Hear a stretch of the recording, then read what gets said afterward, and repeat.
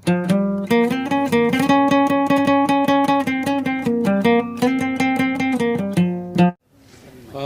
शुक्रिया दिल्ली विश्वविद्यालय के उन तमाम शिक्षक संगठनों का, शिक्षकों का और विद्यार्थियों का जिन्होंने ये साझा प्रेस कॉन्फ्रेंस यहाँ पर बुलाई है। और ये बहुत दुखद है इस तरह से बातचीत करना या ये मौका कि ऐसे भी हालात कभी आएंगे अपने अकादमिक जीवन में जिसके लिए हमें प्रेस कॉन्फ्रेंस साझा करनी पड़ेगी। मगर अफसोस कि अब ये इस समय भी नहीं बोला गया तो फिर कब बोला जाएगा। हम भी लब न खोले तो फिर बोलेगा कौन। मेरा पहला कहना ये है कि अगर हम यहाँ आज आए हैं तो ये कोई निजी लड़ाई के लिए नहीं आए। किसी एक व्यक्ति या डॉक्टर लक्ष्मण यादव को उनकी नौकरी से निकाल दिया गया, इससे जो नुकसान हमारा हुआ इस नुकसान की भरपाई के लिए नहीं लड़ने आए। या हम ये कहने यहाँ नहीं बैठे कि हमें नौकरी दे दी जाए या हम नौकरी मांग रहे हैं। हमारे जैसे और बहुत सारे लोग, कई सौ की संख्या है जिन्हें हमसे पहले भी निकाला गया और दिल्ली विश्वविद्यालय से निकाला गया। हमसे ज़्यादा जो कई वर्षों से पढ़ा रहे थे उनको भी निकाला गया। उसी श्रृंखला में हमें भी निकाला गया। तो ये एक बड़ी जो समस्या या बड़ी चुनौती पूरे विश्वविद्यालय को लेकर है या पूरे शिक्षण संस्थानों को लेकर है, उससे जोड़कर हम अपनी लड़ाई को लड़ना चाहते हैं। मेरी अपनी बात कहें तो अब विश्वविद्यालय हम जानते हैं कि हम लोग इस देश के उस कोने से, उस हिस्से से आए हैं जो शायद अपने कई हज़ारों साल की विरासत में पहले लोग हैं जो इन विश्वविद्यालयों की दहलीज तक आ पाए। इलाहाबाद विश्वविद्यालय, दिल्ली विश्वविद्यालय, इन विश्वविद्यालयों ने हमें बनाया है और कई विकल्प अपने करियर बनाने के जो थे उन सब को छोड़ करके हमने इस विकल्प को चुना कि हम अपनी कक्षाओं में अपने विद्यार्थियों के बीच रहेंगे और पढ़ने पढ़ाने का काम करेंगे।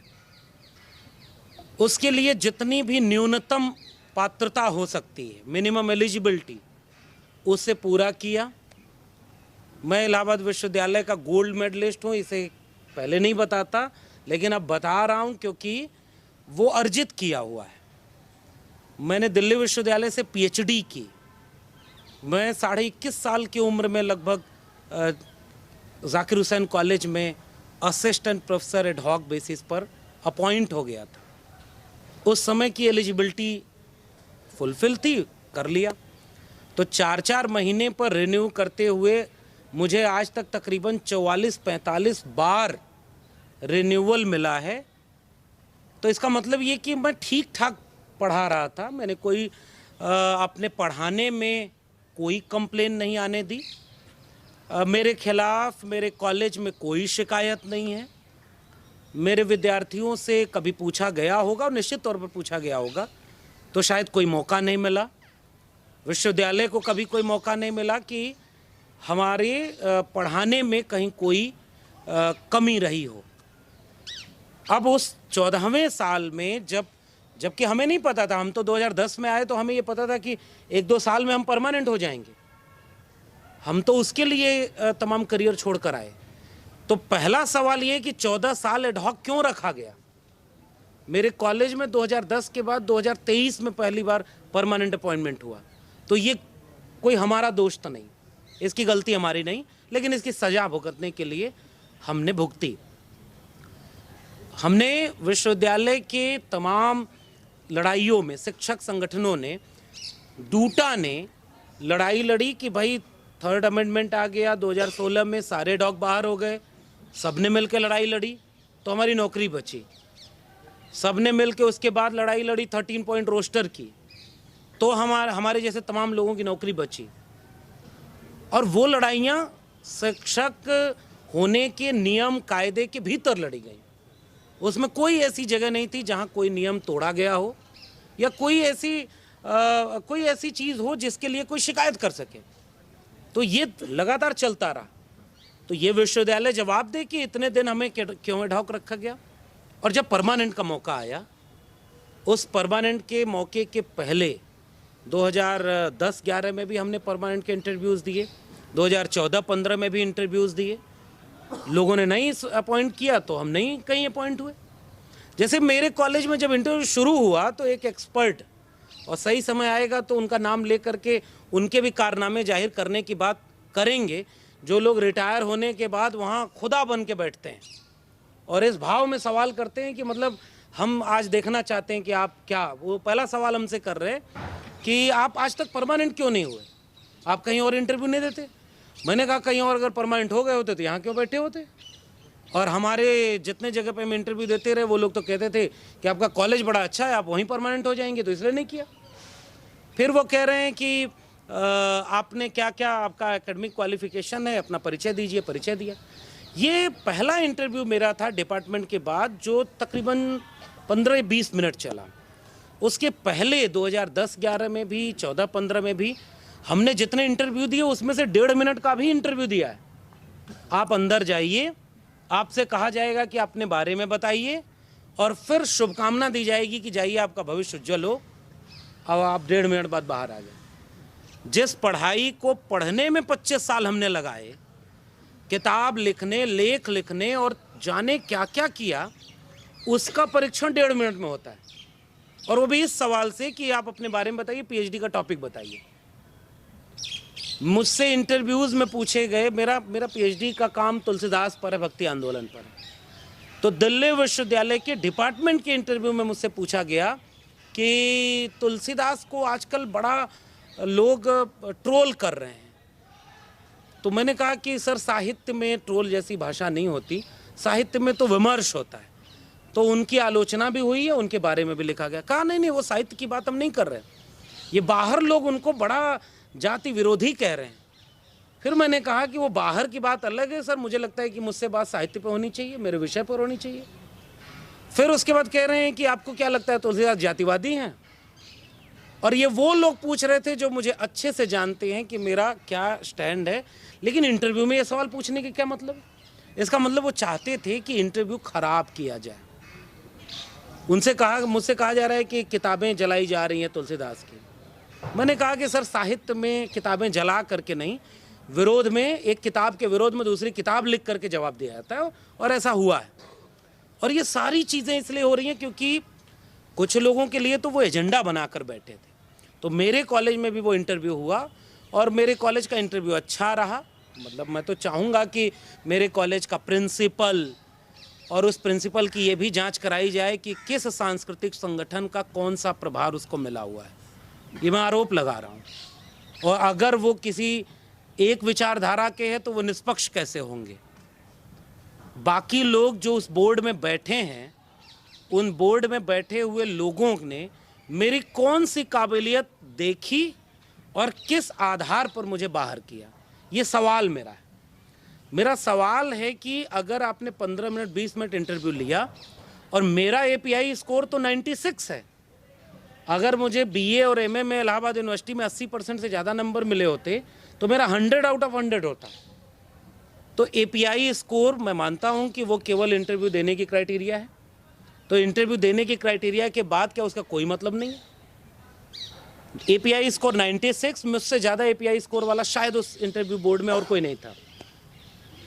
मैं इलाहाबाद यूनिवर्सिटी का गोल्ड मेडलिस्ट, मेरा टीचिंग एक्सपीरियंस 14वें साल का, 14 साल 14 बैच को हमने पढ़ाया है। और हमारे पढ़ाए हुए लोग बहुत जगह पे गए, उनकी डिग्रियां तो फेक नहीं होंगी, उनको तो हमने पढ़ाया है। और आपने 44-45 बार हमें रिन्यूअल दिया है, इसका मतलब हम शिक्षक थे और अच्छे शिक्षक थे, कहीं से शिकायत भी नहीं थी। तो उस एक्सपीरियंस को भी किनारे करके अंतिम निर्णय जब लिया जा रहा है तो अंतिम निर्णय ये लिया जा रहा है कि उनको इल्हाम हुआ है कि इनको नहीं करना है। क्यों नहीं करना है? मतलब मैं ये जानना चाहता हूं, और आज की प्रेस कॉन्फ्रेंस के जरिए देश भर में जो लोग इससे देखें, इस बात को सुने, वो अपने देश के हुक्मरानों से कम इस सवाल तो पूछें कि एक सेंट्रल यूनिवर्सिटी में किसी असिस्टेंट प्रोफेसर को अपॉइंट करने की शर्त क्या है, नियम क्या है। उसका नियम अगर उसके पब्लिकेशन को देखना है, उसके रिसर्च वर्क का एग्जामिन करना है, उसके एक्सपीरियंस को देखना है, उसकी मेरिट देखनी है, तो उस मेरिट पे मुझे जवाब दिया जाए कि कहाँ कमी मेरी थी। सवाल नंबर 1। सवाल नंबर 2, मुझे क्यों नहीं करना है, इसकी वजह बताई जाए। इसकी वजह बताई जाए कि मैंने कौन सा दिल्ली विश्वविद्यालय का नियम तोड़ा, और अगर मैंने दिल्ली विश्वविद्यालय का कोई नियम तोड़ा तो आज तक विश्वविद्यालय ने मुझे कोई नोटिस क्यों नहीं दिया। मैंने कॉलेज में अगर विद्यार्थियों को पढ़ाने में कहीं भी कोई कमी थी तो मेरे कॉलेज ने कभी मेरे ऊपर कोई नोटिस क्यों नहीं दिया। फिर अगर ये नोटिसें नहीं थी तो आपने क्यों कहा कि इसको नहीं करना है, ये मेरा सवाल है। और नहीं करने की वजह बताने के बाद अब मैं दूसरे सवाल पर आ रहा हूं, मेरी जगह किसको किया गया है। 96 वाले एपीआई के कैंडिडेट को हटाकर एक ऐसे कैंडिडेट को वहां रखा गया है जिसका एपीआई 50 या 55 है। 14 साल जिसने उस कॉलेज में पढ़ाया उसको वहां से हटाकर एक ऐसे व्यक्ति को रखा गया है जिसने कभी डिग्री कॉलेज में पढ़ाया ही नहीं, उसके पास कोई एक्सपीरियंस ही नहीं है।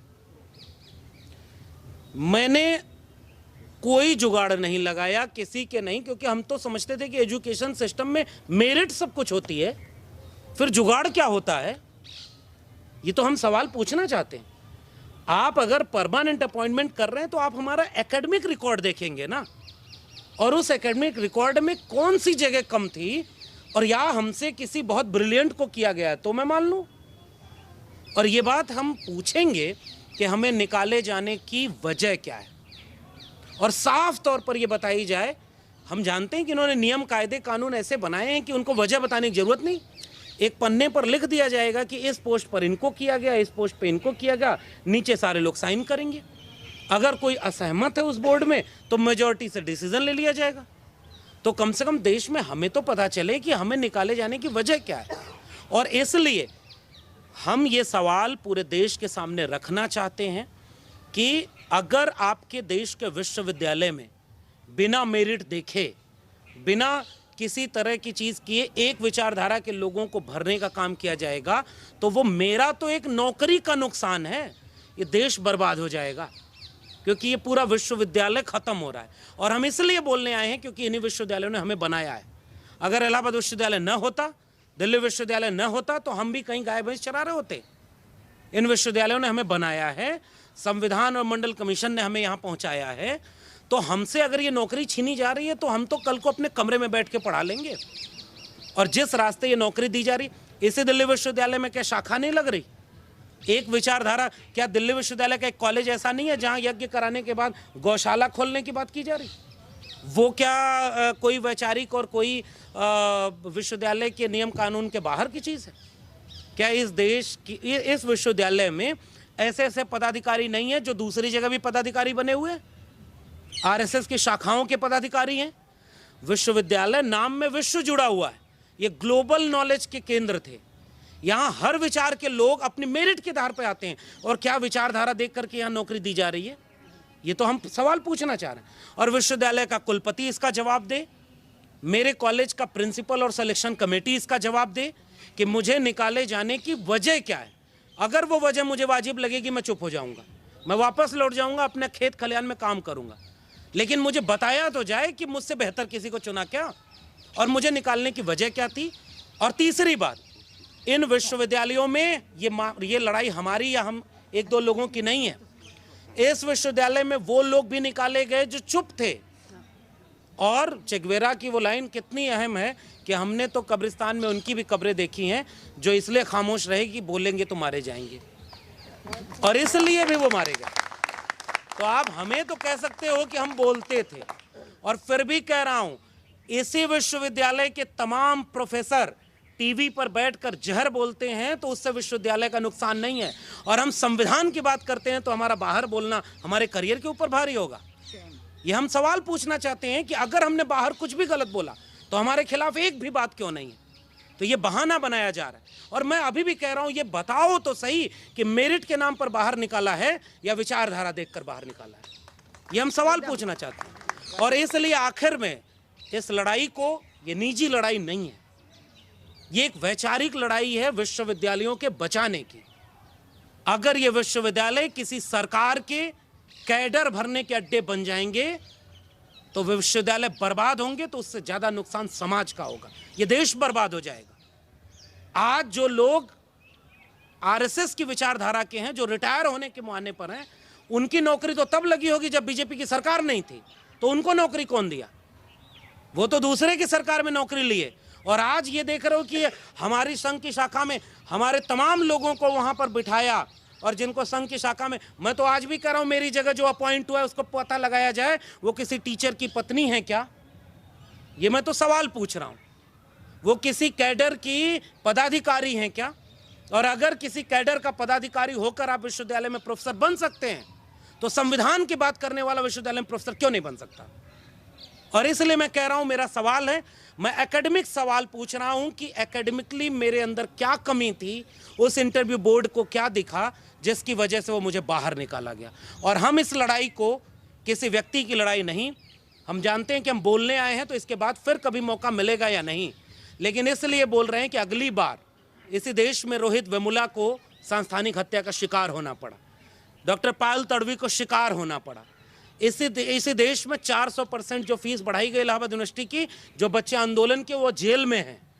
इस देश में प्रोफेसर हनी बाबू जेल में हैं, तो प्रोफेसर के ऊपर जेल मुकदमा सब कुछ हो रहा है। हम तो फिर भी यहाँ इतने प्रिविलेज हैं कि यहाँ आज़ाद बैठे हैं और अपने लिए लड़ने आए, लेकिन अब हम चाहते हैं कि ये लड़ाई, आज मैं उन अपने तमाम शिक्षकों का, और दिल्ली विश्वविद्यालय में तो शायद ये बहुत अनूठा है कि मेरे कॉलेज में मेरे विद्यार्थी प्रोटेस्ट कर रहे हैं। हमने तो नहीं कहा उन्हें प्रोटेस्ट करने के लिए, वो तो अपने से कर रहे हैं। तो इस बात का जवाब दें कि विद्यार्थी क्यों प्रोटेस्ट कर रहे हैं। और हम इस लड़ाई को, हम शुक्रिया अदा करते हैं उन तमाम शिक्षकों का, उन शिक्षक संगठनों का, उन विद्यार्थियों का, जिन्हें ये दिख गया कि अगर कुछ गलत हो रहा है तो उस सही के लिए लड़ना होगा। और यही तालीम हमें इन सब अकादमिक संस्थानों ने दी है। हम अब एक डरा हुआ शिक्षक, एक ऋण विहीन विद्यार्थी तैयार करता है जो बाहर निकल करके एक मुर्दा नागरिक बन जाएगा। तो हमें सिखाया गया कि सच बोलना, हमें सिखाया गया कि अपने विद्यार्थियों को तेवर के साथ जिंदा नागरिक पैदा करना, और जब हमारे ऊपर आए तो हम मुर्दा बन जाएं या किसी की शाखा के गुलाम बन जाएं। इसलिए हम बोल रहे हैं क्योंकि हमें इसी एकेडमिक इंस्टीट्यूशन ने बोलना सिखाया है। और ये बात मैं कह के अपनी बात खत्म करूंगा कि हम इस पूरे लड़ाई को एक आंदोलन की शक्ल देना चाहेंगे। हम चाहेंगे कि हमारी तरह जो हजारों लोग इस विश्वविद्यालय से निकाले गए, वो भी अपना डर छोड़ें और आए सामने। हम मिल करके अपने लिए, अपने हक के लिए लड़ेंगे। हम तो बहुत कुछ कर रहे हैं ना, जितने लोग डर गए नुकसान उनका भी हो रहा है, तो हम उनसे भी अपील करेंगे कि आप भी आइए, कंधे से कंधा मिलाइए और एक सवाल पूछिए पूरे विश्वविद्यालय से, इस देश के डियर प्राइम मिनिस्टर से भी पूछिए। और मैं तो खुद कह रहा हूं, वो ओबीसी होने का दावा करते हैं और इस तरह से किसी ओबीसी के खिलाफ क्यों खड़े हैं, वो शिक्षा के खिलाफ क्यों खड़े हैं। और इसलिए हम अपील करेंगे उन तमाम शिक्षकों, और देश भर के, पूरे देश को निजी हाथों में बेचा जा रहा है, हम इस सवाल को कहेंगे कि विश्वविद्यालय बर्बाद किए जा रहे हैं, प्राइवेटाइजेशन हो रहा है, नई शिक्षा नीति के नाम पर अब ठेके पर प्रोफेसर रखे जाएंगे। तो हम नहीं कबूल करते कि हम ठेके पर प्रोफेसर बनेंगे। दावा करोगे विश्वगुरु बनने का और प्रोफेसर को गुलाम बनाओगे, इसका विरोध हम करते रहेंगे। इसलिए हम अपील करते हैं पूरे देश के नागरिकों को कि आपका सवाल है, हम विश्वविद्यालय के भीतर हैं इसलिए हमें हकीकत पता है, आपको शायद नहीं पता होगी, और जब तक आपको पता चलेगी तब तक ये पूरी तरह ढह चुका होगा, बर्बाद हो चुका होगा। फिर आप ये कहते रहना कि विश्वविद्यालय में गरीब, कमजोर, मजलूम के बच्चे अब DU GNU नहीं पढ़ पाएंगे। इसके लिए भी इस लड़ाई को आगे बढ़ाना होगा। इस देश में वंचितों, शोषितों के पहली पीढ़ी के हम लोग हैं।